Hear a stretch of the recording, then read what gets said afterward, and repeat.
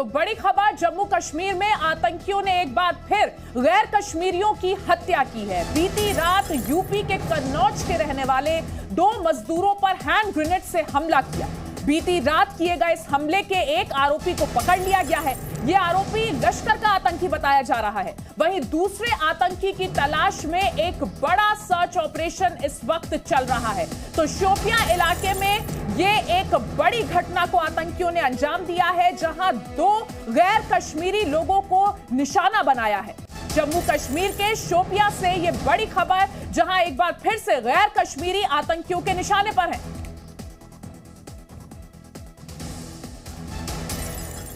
तो किस तरह से कश्मीर में बाहरियों की हत्या की जा रही है, ये जो मामला सामने आया है, इसके बाद से 2 मजदूरों की हत्या के बाद अब इलाके में सर्च ऑपरेशन चलाया गया। शोपियां से ये बड़ी अपडेट हम आपको बता रहे हैं। बीती रात हैंड ग्रेनेड से हमला हुआ और इसके बाद 2 लोग इसकी जद में। ये अपने खेत में 2000 मछलियां पाल के हर 6 महीने में 3 लाख तक कमा रहे हैं। आपको भी ये करना है, इनसे सीखना है तो फ्रीडम ऐप को अभी डाउनलोड कीजिए। जिनको टारगेट कर इनके ऊपर हमला किया गया और एक आतंकी को गिरफ्तार किया गया है। हाइब्रिड आतंकी है, लश्कर का वो बताया जा रहा है और दूसरे आतंकी की तलाश में इस वक्त सर्च ऑपरेशन चल रहा है। खालिद हुसैन जुड़ चुके हैं इस वक्त हमारे साथ। खालिद, सर्च ऑपरेशन से बाबत और क्या अपडेट है, सारी जानकारी दीजिए। देखिए, इस घटना के बाद पूरे शोपियां और पुलवामा के कई इलाकों में एक मैसिव सर्च ऑपरेशंस लॉन्च किए गए हैं। जहां जहां पर शक हो रहा है वहां पर सिक्योरिटी फोर्सेस, सीआरपीएफ और जम्मू कश्मीर पुलिस मिलकर रेड्स डाल रही है और कई जगहों पर बीती रात से ही रेड चल रही जब ये घटना हुई थी। इस घटना के तुरंत बाद पूरे शोपियां का जो हरमेन गांव है जहां पर यह घटना घटी, उसके इर्द गिर्द सारे जो एंट्री और एग्जिट पॉइंट्स है उनको सील कर दिया गया और उसमें सफलता भी सुरक्षा बलों को मिली है। जैसा कि एडीजीपी कश्मीर विजय कुमार ने बताया कि एक इमरान गनाई नामी हाइब्रिड मिलिटेंट जो लश्कर तैयबा के लिए काम करता था, उसको पकड़ लिया गया है और एडीजीपी के मुताबिक उसी ने ग्रेनेड जो है इन प्रवासी जो मजदूर थे उनके उस शेड में डाला था जहां वो सोए हुए थे और दोनों की उसमें मृत्यु हो गई। उसके बाद से उस इमरान गनाई से जो इंट्रोगेशन हुई है, उससे जो लीड्स मिली है, उस पर लगातार अब काम किया जा रहा है क्योंकि 72 घंटे में ये तीसरी हत्या है, टारगेट किलिंग। अगर शोपियां जिले की बात करें, 2 दिन पहले हमने देखा कि पूरन किशन भट्ट जो चौधरी गुंड के रहने वाले थे, उनको भी इसी तरह से अपने घर के बाहर टारगेट किया गया था और मार डाला गया था। और तब से ही इस इलाके में जो थे हाई कमांड का जो आदेश था सिक्योरिटी फोर्सेस को कि इन कातलों को जो है सामने लाना है। और आज फिर ये किलिंग बीती रात होने की वजह से अब पूरी तरह से सुरक्षा बल हमारे साथ। तो जम्मू कश्मीर में आतंकियों ने एक बार फिर से बाहरियों को निशाना बनाया है। बीती रात 2 लोगों को यहां पर मौत के घाट उतारा गया। ये दोनों लोग यूपी के रहने वाले थे और यहां पर मजदूरी करते थे। इस वारदात के बाद से ही सुरक्षा बलों ने पूरे इलाके को घेर लिया है और सर्च ऑपरेशन चलाया जा रहा है।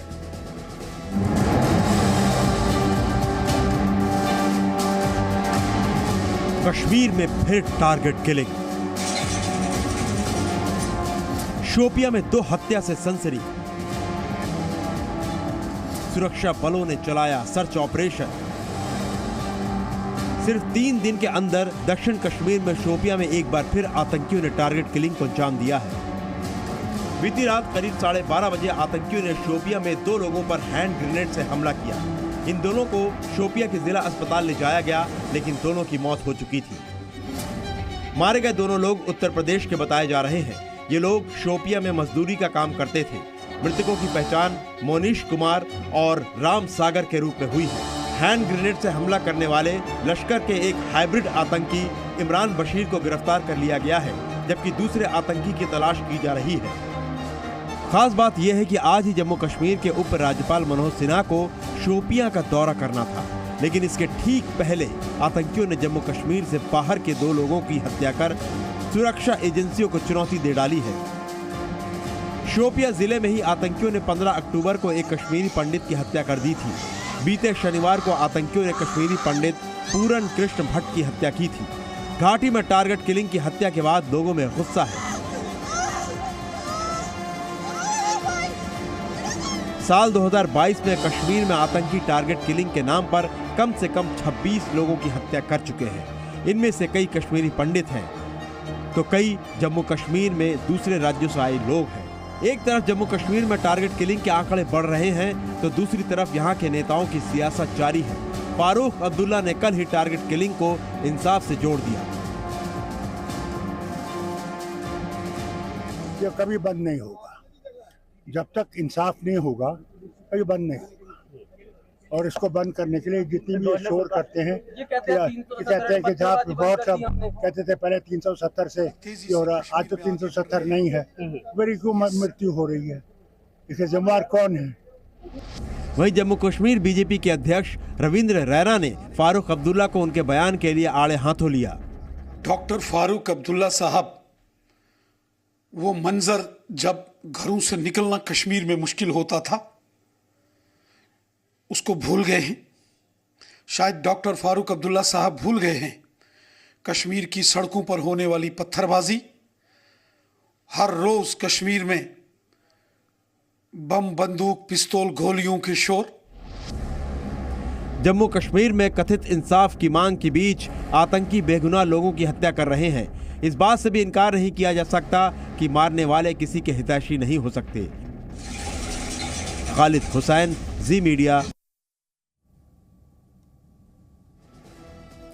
तो वहीं 15 अक्टूबर को कश्मीरी पंडित पूरन भट्ट को गोली मारी गई थी। अब आप ये भी समझिए किस तरह से टारगेट किया जा रहा है।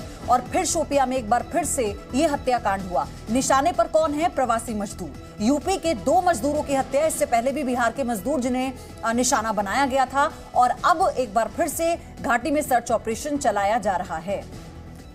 खालिद लगातार हमारे साथ बने हुए हैं। खालिद, सबसे बड़ी बात यह है कि सर्च ऑपरेशन के बाद क्या ये साफ हो पाएगा कि इसमें और भी आतंकी शामिल हैं? क्योंकि अभी सिर्फ 2 आतंकियों को लेकर इनपुट है। देखिए, मैं आपको बता दूं, जो हाइब्रिड मिलिटेंट होता है वो अपने से ये काम नहीं करता है। कोई बिहाइंड द कर्टन व्यक्ति होता है जो उसको हथियार देता है और या ग्रेनेड देता है, बोलता है कि ऐसी घटना अंजाम दो। तो निसंदेह ही इमरान गनाई की जो इंफॉर्मेशन अब इंट्रोगेशन में मिलेगी, उस पे जो लीड्स मिलेंगी उस पे काम होगा। और इसके पीछे जो मिलिटेंट्स हैं जिन्होंने ये घटना अंजाम दी है, जिनकी प्लानिंग थी, उन तक पहुंचने की कोशिश की जाएगी। और इसी तरह से जो पूर्ण कृष्ण भट्ट की हत्या हुई थी, उसमें भी उस वक्त कश्मीर फ्रीडम फाइटर्स जो TRF का ऑफशूट है, उन्होंने जिम्मेदारी ली थी।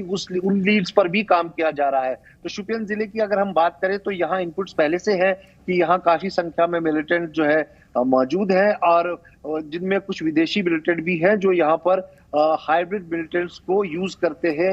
हाइब्रिड मिलिटेंट वो होता है जिसका पुलिस के पास कोई रिकॉर्ड नहीं होता है और वो आराम से कोई भी हमला अंजाम दे सकता है, ऐसा पुलिस का कहना है। और उसको इस्तेमाल करके उससे या तो उसको ग्रेनेड पकड़ा देते हैं या फिर पिस्टल जिससे वो फायर करता है, और उसके बाद वो नॉर्मल अपनी जिंदगी में शामिल हो जाता है। लेकिन कल इनको सफलता मिली है कि इमरान गनाई जो लश्कर के लिए, लश्कर के एक्टिव मिलिटेंट्स के लिए काम करता था, एक हाइब्रिड मिलिटेंट था ADGP कश्मीर के मुताबिक, तो उस की लीड्स पे आप ये कोशिश करेंगे उन जगहों पर पहुंचते हैं, उन हाइड आउट पर पहुंचते हैं जहां पर मिलिटेंट्स है। जी खालिद, कुछ इनपुट्स मिले बने रहिए हमारे साथ। इस बीच बीजेपी ने आरोप लगाया है कि टारगेट किलिंग पर हो रही सियासत की वजह से ही ये घटनाएं बढ़ भी रही हैं। बीजेपी का क्या कहना है, आपको वो सुनाते हैं। नीश कुमार और राम सागर जो बाहरी लेबर का काम करते थे यहाँ पर, आज उनकी हत्या किया जाना बहुत दुखद है।